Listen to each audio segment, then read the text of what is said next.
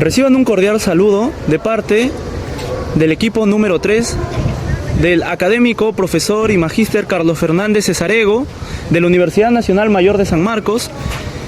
Y vamos a presentar a Víctor Ponce, especialista y analista en filosofía, primeramente bachiller en Derecho, seguido de un magíster en literatura y un doctorado en filosofía. Muy bien, comencemos. Muy buenos días, nos encontramos con el doctor en filosofía, Víctor Andrés Pómez Pérez. ¿Usted también es abogado? Sí, yo soy Víctor Andrés Ponce Pérez, ¿no? Soy doctor en filosofía por la Universidad de San Marcos, tengo un magíster en literatura también por San Marcos y soy abogado de la Facultad de Derecho y Ciencia Política de San Marcos. Le agradecemos por su tiempo y por darnos esta entrevista a nosotros y vamos a comenzar con la primera pregunta. ¿Cómo las ideas políticas en El Príncipe nos hacen dar a entender que el Estado es un ente rector inservible y solamente un príncipe podría salvarnos de esta sociedad? Yo no sé si la pregunta, digamos, está reflejando lo que se desarrolla como tesis en El Príncipe, ¿no?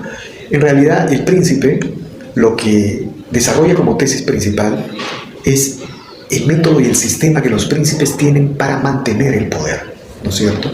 E incluso hay una tesis que señala que no importa cómo el príncipe llega al poder, sino que lo más importante es cómo el príncipe se mantiene en el poder. En segundo lugar, con respecto a si un príncipe debe ser principalmente temido o querido por el pueblo, Maquiavelo dice que lo correcto es que el príncipe sea temido y querido a la vez. Pero en caso de tener que optar por una de estas dos posibilidades, Maquiavelo se inclina porque el príncipe debe ser temido. Es decir, ¿qué es lo que estoy tratando de señalar? El Príncipe de Maquiavelo es un texto que señala y autonomiza a la política de cualquier condicionamiento moral. En este caso, la política tiene sus propias reglas y tiene sus propios objetivos independientemente de los condicionamientos morales. Por eso, digamos, a lo largo de la historia del debate en la ciencia política se ha llegado a sostener que en el Príncipe de Maquiavelo, se propone que el fin justifica cualquier medio, que el objetivo de la política es autónomo del medio y una valoración si es correcto o incorrecto, ¿no es cierto? Por ejemplo, un príncipe, para mantener el poder, puede ejercer la crueldad, ¿no es cierto? Entonces, el Príncipe, como un texto, es un texto que abre la discusión sobre la política como universo propio, ¿no? Digamos, posteriormente, Maquiavelo va a desarrollar en los discursos sobre la primera década de Tito Livio que los gobernantes, ahí ya no habla exclusivamente del príncipe, del gobernante, sino habla de los sistemas de gobierno, monarquía, aristocracia, república, con diferentes nombres, pero él va a sostener que los gobernantes se enfrentan a la fortuna, a lo imprevisto, a una guerra, a un acontecimiento climático, y que la virtud, no virtud en el sentido aristotélico de las virtudes, sino la virtud con tilde en la U, ¿no? Es el instrumento, es decir, la política, la capacidad de hacer política, lo que le permite al gobernante enfrentar la fortuna, ¿no? Por ejemplo, un gobernante enfrenta una guerra, pero para enfrentar esa guerra, ese gobernante puede hacer una alianza política con otros reinos y salir victorioso. Ese es más o menos el sentido, creo yo, de la relación del príncipe con la política y el Estado. Bueno, siguiendo con esta entrevista, le paso la palabra a mi compañero Cori. Muy buenos días, doctor Víctor Ponce.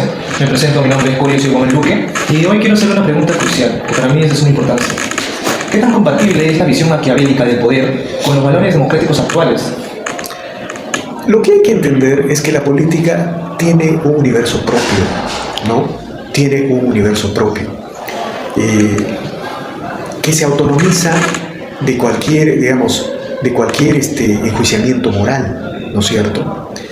Quienes queremos construir una sociedad libre, una sociedad democrática, siempre buscamos que la política se acerque lo más posible a los enjuiciamientos morales, es decir, a lo que se considera correcto o incorrecto, a lo que se considera justo o injusto, ¿no es cierto? Entonces, esa es la opción de un hombre que piensa en la libertad, en el bien común, pero la política tiene reglas que a veces no podemos entender. Por ejemplo, en la Segunda Guerra Mundial, ¿no es cierto?, Winston Churchill, el gran arquitecto del triunfo de los aliados, tiene que aliarse con Joseph Stalin, que era otro dictador terrorífico, aterrador. Era un dictador tan tremebundo, digamos, tan cruel como Hitler, ¿no? Entonces, desde el punto de vista ético, desde el punto de vista de la moral, para hablar en términos generales, ¿no? Saquemos la ética, desde el punto de vista de los enjuiciamientos morales, esa alianza entre Churchill y Stalin podría ser cuestionada, ¿no? Porque finalmente, debido a esa alianza, digamos, Stalin construyó la Unión Soviética y la cortina de hierro luego de la Segunda Guerra Mundial. Sin embargo, desde el punto de vista de la política, ¿no?, esa alianza es lo que permitió el triunfo de los países democráticos sobre la amenaza del nazismo, ¿no?, del nacionalismo nazi y de la masacre que desarrolló a través del Holocausto, ¿no es cierto? Entonces, ese es el universo entre la política y los enjuiciamientos morales y la democracia. A ver, la democracia, para salvarse, para continuar, muchas veces los demócratas y los políticos demócratas tienen que utilizar las herramientas y los valores de la política como tal, aliándose incluso con sus enemigos para enfrentar a un enemigo superior, por ejemplo, ¿no es cierto? Ese es el mundo de la política, ¿no? Por eso, digamos, ahí reside la trascendencia de Maquiavelo y sus tesis, ¿no? Bueno, me parece muy acertado su opinión y cabe destacar que también la comparte. Ahora pasamos para el siguiente pregunta. Muy buenos días, profesor. Mi nombre es Lucen Casayo, de la Escuela Profesional de Ciencias Políticas. Y mi pregunta es la siguiente. ¿Hasta qué punto esta obra se puede leer tanto como una crítica o bien una apología a una especie de gobierno autoritario? Lo que pasa es que no podemos enjuiciar a Maquiavelo. Él es un pensador renacentista, ¿no? Con las tradiciones y las valoraciones del siglo XX, donde conocimos el totalitarismo, sea nazi o soviético. Tampoco podemos enjuiciarlo con las valoraciones y los razonamientos que van a suceder posteriormente con la Revolución Francesa, el terror en la Revolución Francesa, los nacionalismos. Lo que tenemos que hacer es enjuiciar a Maquiavelo en su tiempo, con sus propias tradiciones, y desde nuestra propia tradición desarrollar esa hermenéutica, ¿no? Nosotros vemos con los ojos del presente una obra que ha sido escrita en una tradición del pasado. Entonces, esa es la maestría del hermeneuta, del que hace la hermenéutica filosófica o jurídica también. Entonces, en ese sentido, la obra de Maquiavelo, en general, es fundamental para comprender las reglas, la naturaleza de la política moderna como tal, ¿no es cierto? Es el momento en el cual la política se autonomiza de las tradiciones teocéntricas de más de un milenio de época medieval. Y finalmente, los políticos más buenos de la historia de la humanidad han utilizado esas herramientas. Por ejemplo, Gandhi, ¿no es cierto? Gandhi, el hombre de la no violencia, ¿no es cierto? Tuvo que hacer acuerdos, tuvo que hacer pactos con sus enemigos. Gandhi hizo un pacto con el Imperio Británico. O si ustedes quieren, en el caso de Martin Luther King, ¿no es cierto? Martin Luther King, ¿no es cierto?, tampoco negaba la posibilidad de llegar a acuerdos y pactos frente a la izquierda en su movimiento de los derechos civiles, ¿no? Entonces, los hombres más nobles, los hombres más buenos, cuando entran al mundo de la política y al mundo del poder, no pueden sustraerse a las reglas que Maquiavelo reflexionó en El Príncipe y en los discursos, ¿no? En los discursos sobre la primera década de Tito Livio. Entonces, ahí está la maestría y la grandeza de Maquiavelo, ¿no? Tú no puedes hacer política solamente con los evangelios cristianos que nos enseñan a poner la otra mejilla, ¿no? Incluso Jesucristo hace política cuando dice, lo quieren emplazar ahí en la plaza, en el templo, para que denuncie al César. Y él dice, dadle al César lo que es del César y a Dios lo que es de Dios. Eso es política. Eso es una herramienta maquiavélica de la política. Entonces yo me quedaría ahí, no sé si estamos de acuerdo. Sí, totalmente. Ha sido un gusto. Es importante resaltar la relevancia que tiene Maquiavelo incluso en nuestros días. Sin duda, sigue teniendo importancia en nuestras vidas, en la política, sobre todo para entender cómo es el juego de la política. Ha sido un gusto realmente, profesor. Muchas gracias. Un honor tenerlo acá. Y eso nos va a seguir ayudando y contribuyendo a seguir entendiendo y desmenuzar esta obra magna de Maquiavelo, que es el Príncipe. Muchas gracias. A pesar de haber sido publicada en el siglo XVI, la obra Príncipe de Nicolás de Maquiavelo sigue representando en la era actual un gran poder político y un manual de liderazgo. En esta oportunidad vamos a hacer un análisis de la realidad contemporánea con la docente Juana Ramírez. Comencemos. Buenos días, nos encontramos en la Universidad Nacional Mayor de San Marcos, siendo más precisos en el Salón 9 de la Facultad de Ciencias Sociales, y el día de hoy nos reúne poder discutir o compartir ideas sobre la interpretación que se le puede dar a la obra El Príncipe de Maquiavelo, siendo más exactos, un contraste entre la contemporaneidad y lo que este autor menciona en su creación literaria. Para esto contamos con la profesora Juana Ramírez. Profesora, pueda presentarse para las personas que ven la entrevista. Bueno, hola a todos. Bueno, yo actualmente estoy como docente aquí en la Facultad de Ciencias Sociales, dicto el curso de Realidad Nacional y Globalización. Soy arqueóloga de formación, magíster en geografía y bueno, ahorita estoy cursando una maestría en psicología clínica. De experiencia o trayectoria podría mencionar que como arqueóloga la arqueología me ha llevado a conocer todo el país, conozco todo el Perú. Bueno, también he trabajado 10 años en el Ministerio de Cultura, en direcciones de catastro y dirección de certificaciones, que es para ver proyectos, ¿no? Y a la par, bueno, siempre estoy en contacto con gente, ¿no? Conozco la zona andina, la zona amazónica, y entiendo de cierto modo cómo es que se ha construido nuestra actual sociedad desde una perspectiva histórica y todos los detonantes que tenemos que tener en cuenta, ¿no? Sí. Muchas gracias, agradecemos también infinitamente el tiempo que nos brinda por haber accedido a nuestra invitación a hacer la entrevista. Para sin dilatar el tiempo y poder iniciar con el análisis de la obra, la primera pregunta que quiero plantearle es ¿cómo observa usted esa perspectiva en el ámbito de la educación, los valores que se están fomentando en la actualidad y si es que es posible que un gobernante con las características que manifiesta Maquiavelo en su obra literaria, tales como la virtud, la astucia y entre otras cosas que probablemente entran en discordancia con la actualidad, ¿es viable que llegue un gobernante así o usted considera que en base a la crianza y a valores actuales la educación es muy poco probable? A ver, partiría de, en principio, cómo es que resulta esta narrativa del príncipe Maquiavelo, ¿no?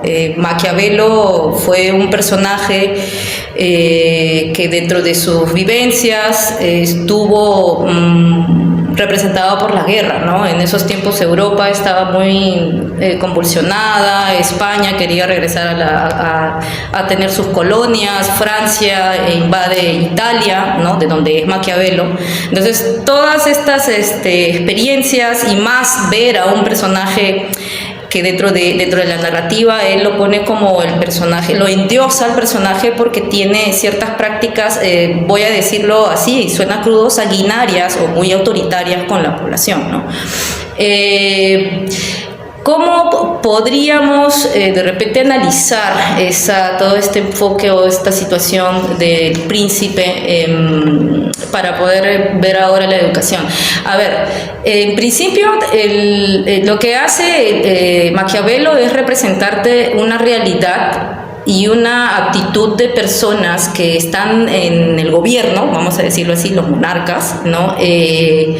Lo representa de manera cruda pero real, creo yo, ¿no? Porque en esos tiempos sí, había muchas batallas, muchas guerras y el poder estaba o bien en el papado, que es la religión, o bien los militares, ¿no? Ahora, creo yo que tener estas tendencias, o mejor dicho, estas formaciones como reglas de cómo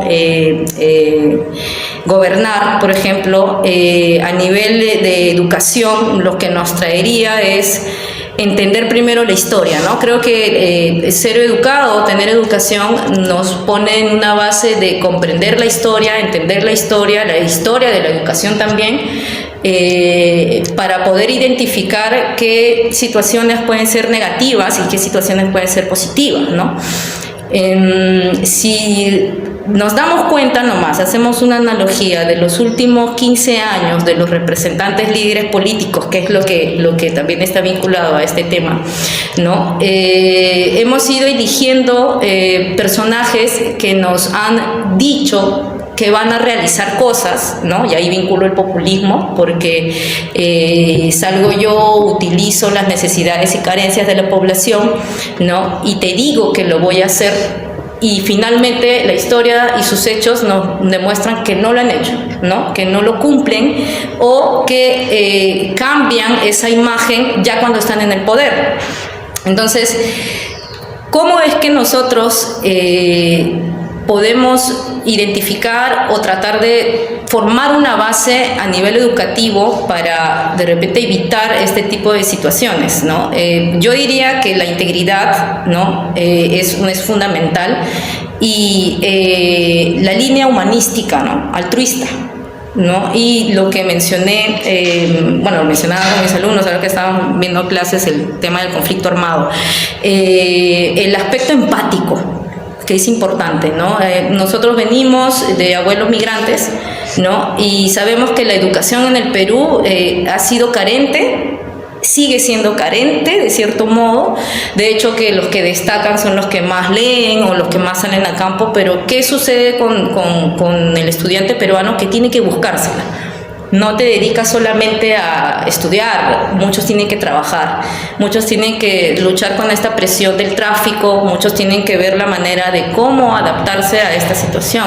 Entonces, el aspecto educativo tiene que ir ligado a una base humanística, de comprensión, más que esta situación del príncipe, que es como una especie de narrativa en la que tienes que convertirte en un dictador, ¿no? Entonces, creo yo que esa educación de dictador podría aplicarse más para los militares, diría que no está mal, porque están ellos adoctrinados para guerras.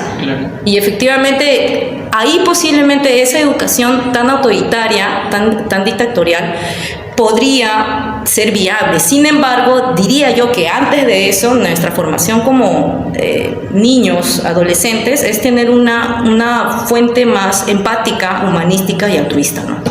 Muchas gracias por la respuesta, bastante enriquecedora y sustancial. Justamente este enfoque nos llevaría a plantear otro tópico que vendría a ser, en base a los valores, la moral. Para esto, mi compañero presente realizará la siguiente pregunta. Bien, muchas gracias, compañero, por el pase. Ahora, profesora, buenas tardes. Quiero pasar a preguntarle sobre este tema bastante particular que tiene que ver con la moralidad, ¿no? ¿Por qué a veces ciertos gobernantes no actúan o actúan diferente o tienen que actuar diferente en base a ciertas normas morales comunes? Por ejemplo, la honestidad, por ejemplo, ¿no? Ya que en la obra de Maquiavelo enfatiza bastante el tema de usar el engaño o ciertos artilugios para tratar de lograr una estabilidad en el Estado o en el gobierno, ¿no? Y con respecto a esto, yo quisiera saber cuál es su apreciación. Bueno, tan corta y tan compleja la pregunta que hacen. A ver, la moral.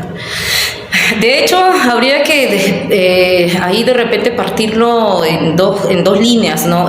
Maquiavelo se da cuenta de que la línea de la doctrina cristiana, ¿no? Cristiana, católica, no, pero pongámosla como la religión, el papado, son ellos los que gobiernan, ¿no? Aliados con el ejército.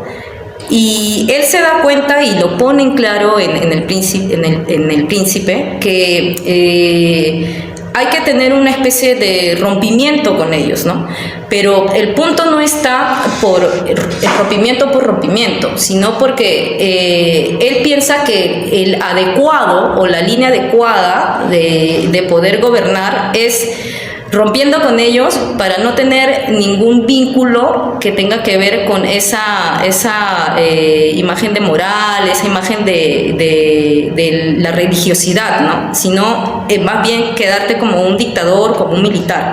Ahora, esta brecha, de hecho, nos pone en reflexión, cuando leemos, nos pone en reflexión si realmente nosotros mismos actuamos de manera verdadera todos los días. Yo me haría la pregunta, ¿no? ¿Cuántas veces a la semana mentimos? Por ejemplo, ¿no? A veces se dice que hay mentiras que son suaves, ¿no? Que hay mentiras que, ¿no? Que sí vale la pena enjuiciarlas, pero, por ejemplo, la mentira, del contexto, del modo en cómo se lleve, ya parte con la moralidad, ¿no? O sea, ya es un enemigo de la moralidad. Sin embargo, se ha vuelto parte de nuestro día a día, ¿no? Yo lo diría, ¿no? Ahora, Maquiavelo va más a fondo. Él te dice, o él plantea, de que tú tienes que ganarte a la gente con una apariencia. No puedes ser verdadero.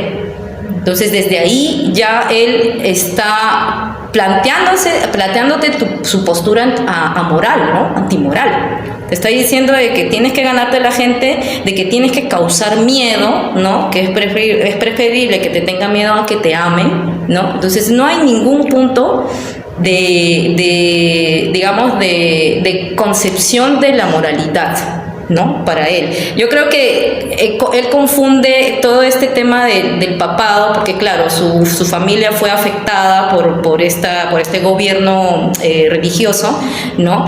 Creo que él confunde esa moralidad religiosa con la moralidad humana, ¿no? Que es esta la que les digo que es mentir, ¿no? Que es cumplir con tu mandato, con lo que tú dices, ¿no? Y que últimamente vemos que carecen nuestros líderes gobernantes, ¿no? Nuestros líderes políticos, porque en realidad creo que no podemos desligar esta situación del príncipe con lo que vivimos en la realidad, ¿no? Los mismos personajes, por ejemplo, yo solamente voto ahí un ejemplo, el alcalde de Patás, no sé si ustedes vieron las noticias, tuvo mucho respaldo, pero cuando llegó, al sentarse a conversar con un régimen que el pueblo o la población, vamos a decirlo así, no lo acepta por todas las acciones antimorales que han venido sucediendo por parte de ellos, ¿no? El alcalde de Patás representaba de cierto modo una esperanza de mantener esa línea, ¿no? De volverme yo de repente más íntegro en que sí estoy encontrando a un líder, pero él conversar, sentarse y luego sentenciar y empezar a juzgar que se hagan las marchas, deja mucho que desear, y ahí nomás ya tenemos esta precariedad de la moral desde los líderes pequeños, ¿no? Hasta, bueno, los gobernantes ya lo sabemos, ¿no? Pero vamos careciendo de esa situación, ¿no? Y yo creo que los jóvenes deberían de tener una reflexión básica desde uno, en base a sus propios valores, ¿no? Que va muy vinculado con la moral. Bien, muchas gracias por su respuesta. Ahora quiero pasarle o cederle la pregunta a mi compañera. Es con el tema de la interpretación o la postura que usted pueda tener con respecto a esta obra. Bueno, gracias. Como mencionó, más que todo me quiero basar a cómo usted interpreta o qué es lo que considera que expresa la obra El Príncipe de Maquiavelo, ya que si bien es cierto que existen varias posturas y salen varias inferencias de ella, pero más que todo la observa como una obra irónica o que critique el poder, o más que todo es una guía literal para los futuros gobernantes. Realmente es que esa pregunta a mí me pone en ciertos aprietos. A ver, no lo podría considerar yo como algo sarcástico o irónico. No lo podría considerar así, porque, a ver, Creo que Maquiavelo, como vuelvo a su construcción como persona, ¿no? Él vive la guerra, está en situaciones en las que ve cómo descuartizan a personas, ¿no? Cómo hay un bando que se vende al otro bando y que traiciona a su propio bando. Entonces, todas esas vivencias a él definitivamente lo marcan, ¿no? Como persona. Creo que es inevitable que nosotros nos veamos influenciados por lo externo. Y él, al tener un cargo político, de todas maneras tiene que estar involucrado, ¿no?